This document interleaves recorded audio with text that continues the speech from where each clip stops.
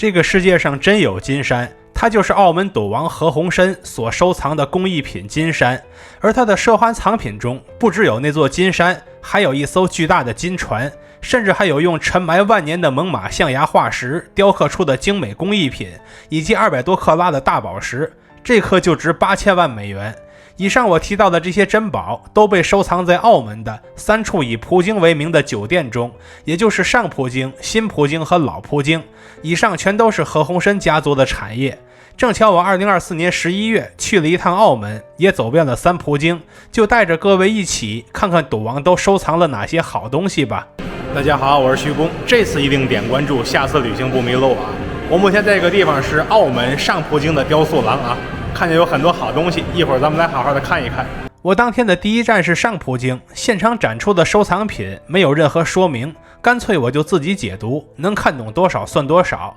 第一件藏品是個大玉器，明顯是參考青銅器的造型制作而成的。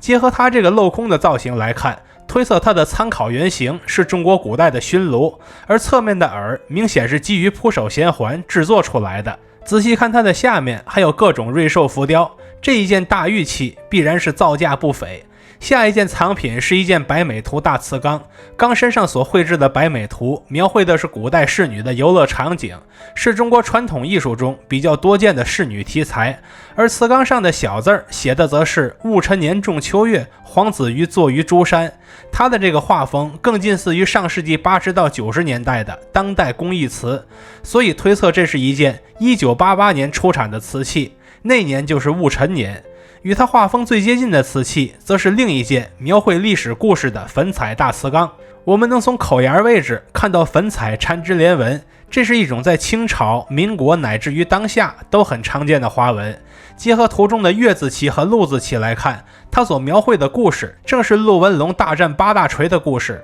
陸文龍是金兀術的義子，他在得知身世後便反戈一擊，聯合岳家軍夾擊金軍，並重歸南宋。而下一件大玉器我總算是查到資料了，它是一件碧玉大花熏，其原材料是一件2000公斤的碧玉原石，並由河南的3位玉雕大師共同雕刻了2年，才雕出了這件大型藝術品。其造型沿用了古代鏤空花熏爐的造型，而表面所用的花卉紋則是前邊瓷器中出現過的缠枝連紋。然後我們來看這件描金西洋建築紋雙耳瓷瓶，瓶身通體描金，並繪制着卷草紋與幾何紋樣，而腹部的開光區域則用釉上彩繪制作出了一幅歐洲古典建築風景畫。這個地方就是柏林國家歌劇院，你一對比就能認出來。它在這裡的身份是歐式酒店的童話風配套裝飾品。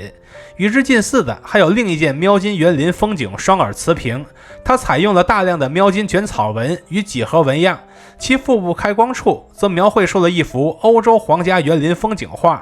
它所描繪的是德國波茨坦無憂宮，我們一看對比圖就能認出來。這件瓷器也代表了19世紀歐洲瓷器的頂級水準。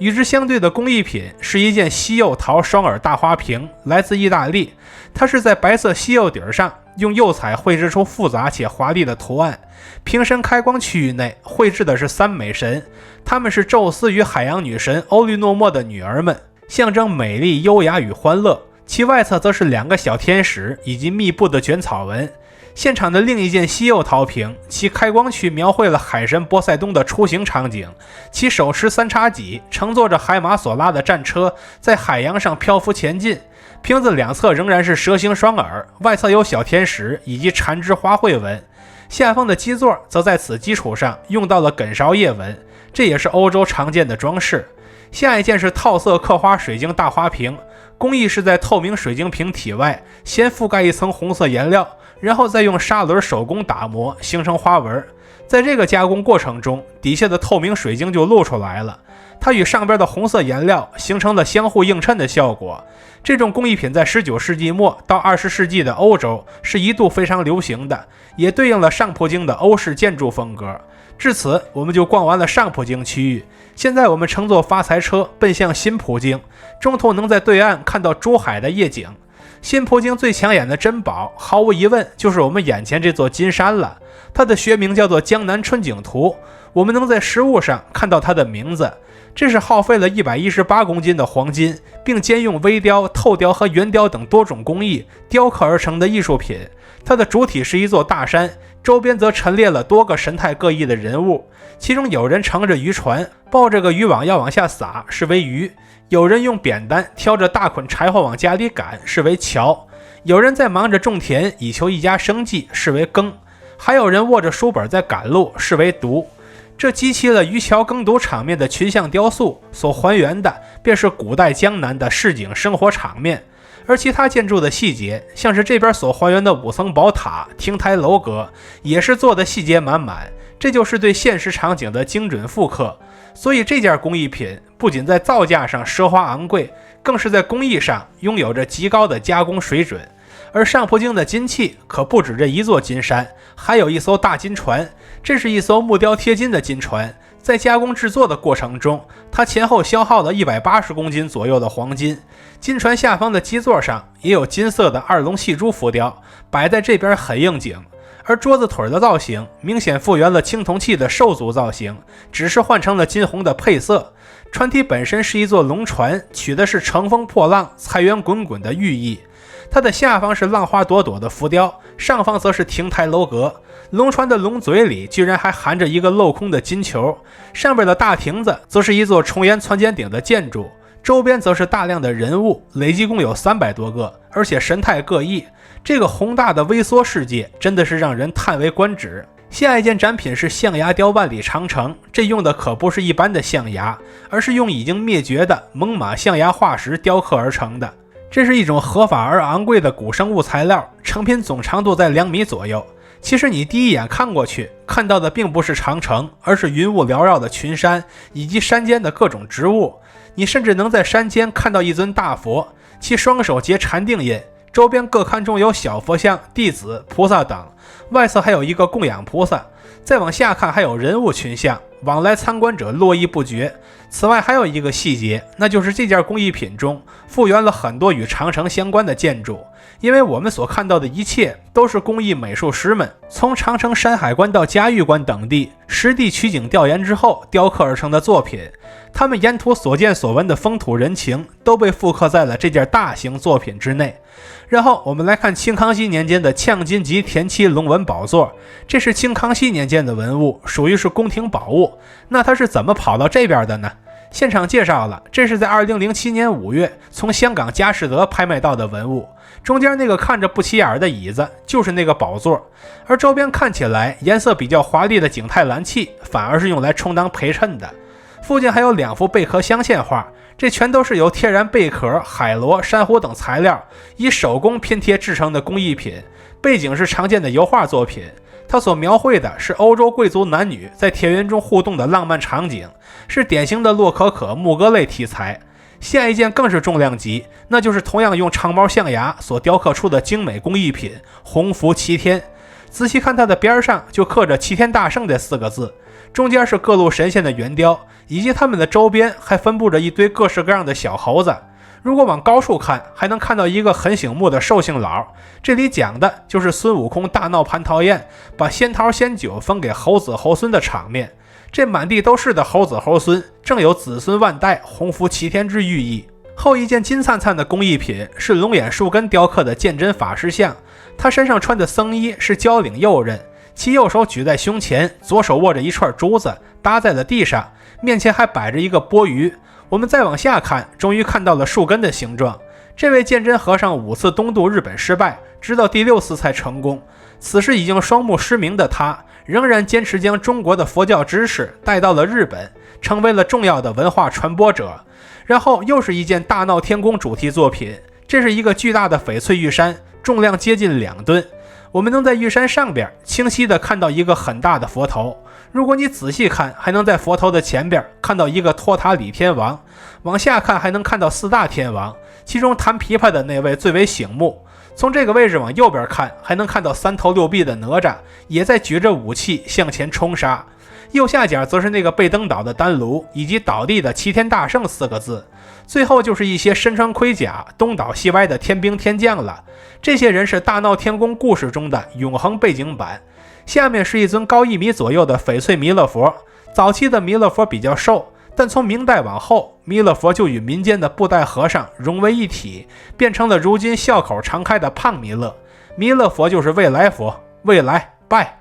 後一件展品的名字非常好，叫做百財廣進，百業興旺。它實際上是一顆重幾百公斤的翡翠白菜，而且非常難得的是，它的葉子上還帶着一抹綠色。白菜可是富豪們非常喜歡的一種東西，因為白菜諧音百財，所以它自帶吉祥的寓意。對於博彩業的人來說，這個寓意就顯得更加珍貴了。然後又是一件大型的翡翠玉雕，叫做鱼與熊掌兼得。雕像中共有一頭大熊，7头小熊，而大熊背上的天然綠色带則被雕刻成了魚群，放在一起，既有魚又有熊掌，有名利雙收之隱喻。目前现有的資料並未明言這件藏品的噸位，但我們一看便知道，它也絕對是個重量級的工藝品，必然是造價不菲。下一件是清朝的天官賜福水法音樂鐘。看過我鐘錶館視頻的朋友，對這種工藝品絕對不會陌生。它就是一件中西結合的鐘錶工藝品，而上面頭戴唐巾、身穿交領官服的那位就是天官了。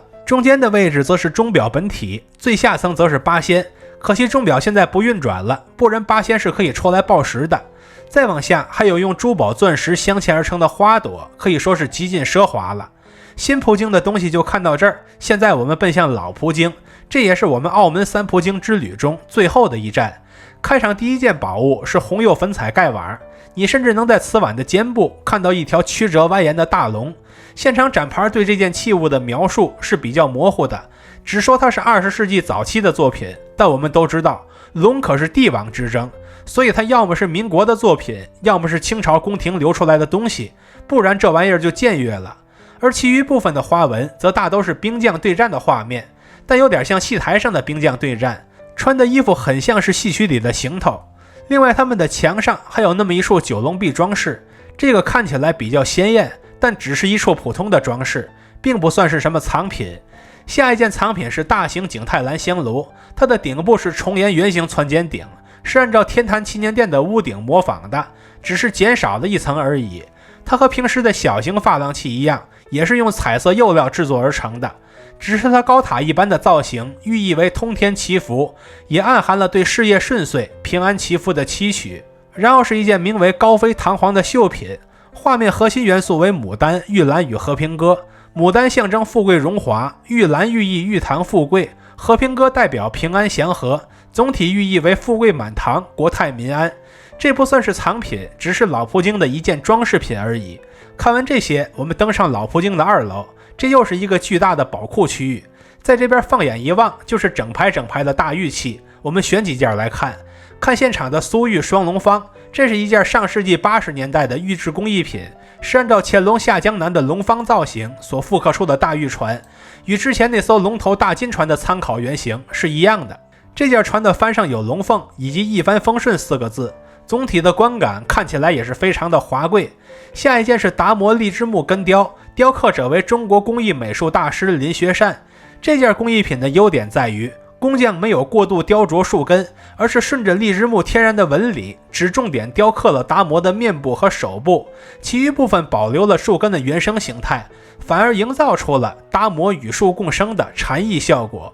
後面是天坛祈年殿的複製品，上邊的建築是珐琅器，下邊的3層基座是用白玉和雲石做的。當然這件複製品不是文物，而是一件上世紀60年代的工藝品，但外形還原度比较高，材料又比較珍貴，所以它也是一個重要的看點。然后我们来看龍雕墨硯，它的材料是廣東的端石，也就是制作端硯的專用石材。工匠利用端石的天然造型，在硯台邊緣雕刻了9條游龍，每一條龍的神態動作都各不相同。中間的空白部分是硯池，一般是用來研墨的。整體硯台則體量巨大，直徑超過了50厘米，是非常罕見的大型收藏級端硯。現場的另一件端硯是九龍合璧端硯王，這是上世紀70年代的工藝品，說是九龍合璧，但只有最上方行雲布雨的龍看起來是最顯眼的，其餘的龍都隱沒在周遭的雲海之間了。這如此巨大的藝術作品是歷經2年時間雕鑿而成的，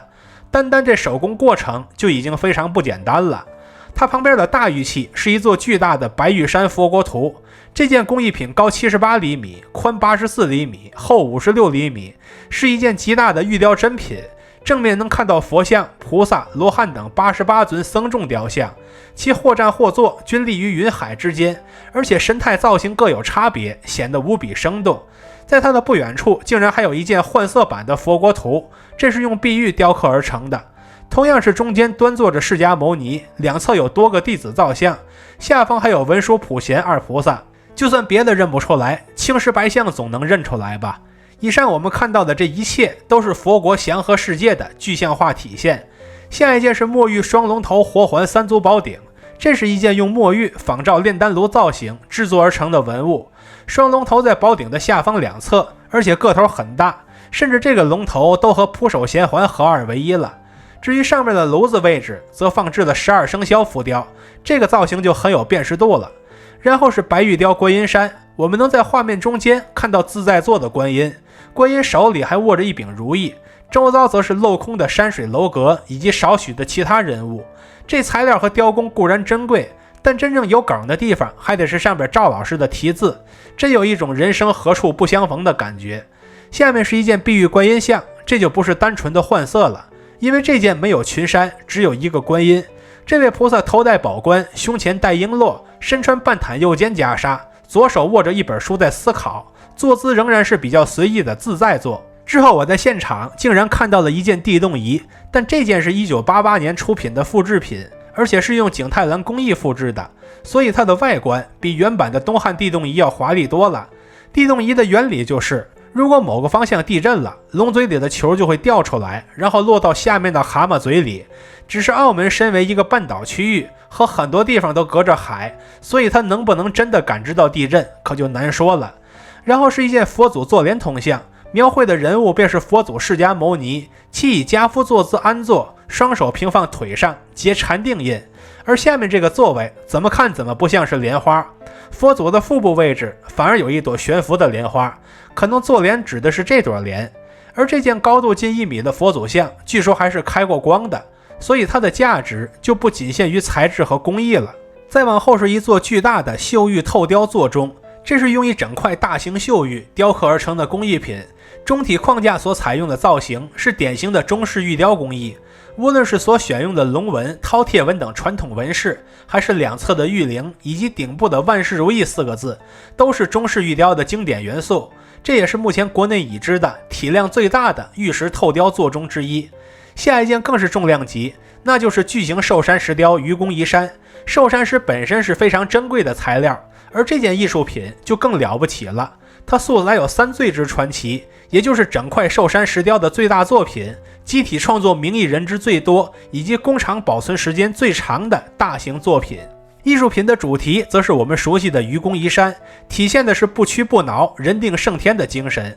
之後還展出了好幾件19世紀的法國鎏金圓桌，桌面中央的大型瓷板畫描繪的是法國的宮廷場景，周圍環繞的是18位貴族女性的微型肖像瓷板。另一張同款桌子上邊則鑲嵌着拿破崙的肖像，周遭則圍繞着他的元帥們。這些桌面的邊緣和底座全都採用銅鎏金工藝，所以看起來金燦燦的，頗為華麗。下面又是一件大型玉器，它就是高175厘米的碧玉大花薰，和我一樣高。這是3位河南玉雕大師耗時2年雕造而成的工藝品，所用的原料則是一塊重達2000公斤的碧玉石料。他們在制作這件玉器的時候，還參考了很多清代宮廷玉器的造型，但那些原版玉器的體量就很難和這件玉器相比了。後一件文物更是重量級，這就是长寬深均在1米以上的九龍孔雀石盆雕，這是用一塊巨大的孔雀石雕刻而成的。如果你第一眼打過去是看不見龍的，因為這條龍藏在雲海之中，只露出了1鱗半爪，我們只能根據看到的這些信息來推測一整条龍的模樣。另外現场展牌說這雕塑裡還有鯉魚，取的是鯉魚躍龍門之意，可惜我是一條都沒看到，就要靠列位诸公去到現場發现了。然後是一件巨大的如意玉公鸡，為什麼叫做如意玉公雞呢？因為雞的嘴裡叼着一個巨大的玉如意，而它面前的6角形玉筒上還寫着一覽眾山小5個字，厲不厲害你雞哥？ 2樓我們重點看的最後一件文物是一件大型的銅鎏金杜母像，其头戴5叶寶冠，上面鑲嵌绿松石等多色寶石，右手向下施与愿印，面相則安靜平和，眉眼低垂。畢竟杜母專度凡人的苦難，所以會以溫和慈悲狀態出現。而特殊的點在於，這尊造像通高超過1米，屬於是大型陳設造像，在藏傳佛教造像中極為罕見。現在我們準備離開，在返程的路上看到了大型根雕孔雀開屏，我們不難發現，工匠順着樹根天然的盤繞紋理，只雕刻出了孔雀的頭部、頸部和身體，然後將樹根的天然枝杈全部保留，並巧妙轉化為孔雀開屏時展開的尾羽，這就顯得它非常自然。而這件開屏孔雀本身還帶有渾然天成、大展宏圖的寓意，那便是持有者對事業的期許。最後2件寶物是在門口陳列的2顆巨型寶石，其中包括1顆216克拉的祖母綠，是賭王花費8000萬美金買來的，還包括1顆218.08克拉的巨型鑽石，這是賭王花費3億美金買來的。在這2件寶物面前，剛才我們看到的那麼多稀世珍寶都黯然失色了，這才是真正的镇館之寶。至此，我們就徹底看完了澳門三浦京的賭王藏品，看完不由得感慨一句，賭王真的是太有錢了。那這麼多的錢是從何而來的呢？答案顯而易見，那都是来自世界各地的大小客戶共同貢獻出来的。打個比方說，有些游客本打算来這邊白嫖一杯奶茶，但他們看別人玩，自己也心裡癢癢，要不我也玩幾把。玩完之後，他們就從白嫖一杯奶茶的人变成了給全場奶茶買單的人。只要有人給奶茶買單，就有人給祖母綠、大鑽石買單，只是出資多與少罷了。所以人不能和人性對抗，賭王自己都從來不賭，如果他自己邁過了那條紅線，那他還能不能成為萬眾矚目的賭王，可就難說了。看到這裡的朋友，歡迎點讚、收藏、加關注，和許公一起賭場，一起旅行。